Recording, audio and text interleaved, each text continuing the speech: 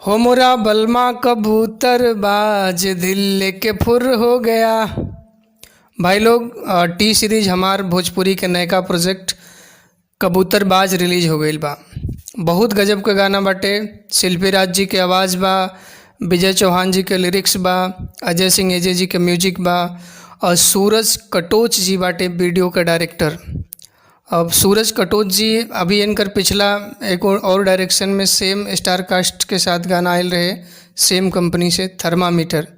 बहुत बढ़िया रिस्पांस रहे और लगत रहे कि हाँ यार, वीडियो होके तो ऐसन होके। बहुत लोग भोजपुरी में काम करता, बढ़िया बढ़िया गाना भी आवता, बहुत बड़ा बड़ा व्यूज भी चल गई, लेकिन क्वालिटी के मामले में कहीं ना कहीं सूरज कटोच जी जो कम समय में भोजपुरी में एगो नया बेंचमार्क सेट करताने। तो हमरा तरफ से पूरे टीम के बहुत बहुत बधाई, खास करके सूरज कटोच जी, नम्रता मल्ला जी, शिल्पी राज जी, विजय चौहान जी ऐसे ही काम करते रही, गर्दा उड़ाते रही जा।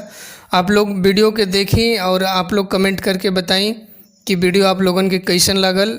भोजपुरी में गाना बाटे, टी सीरीज हमार भोजपुरी पर रिलीज भइल बा।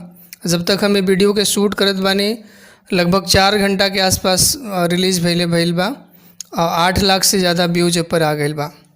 तो बस ऐसे ही महादेव से विनती रही कि ऐसे ही भोजपुरी में दिन पर दिन बढ़िया से बढ़िया काम होके भोजपुरी के हर कलाकार एक दूसरे के देख करके और बेहतर करे की कोशिश करें, ताकि हमारे भोजपुरी दिन पर दिन नया ऊंचाई के पहुँचत रहे।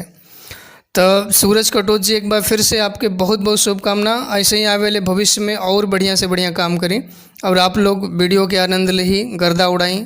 जय हिंद, जय भोजपुरी।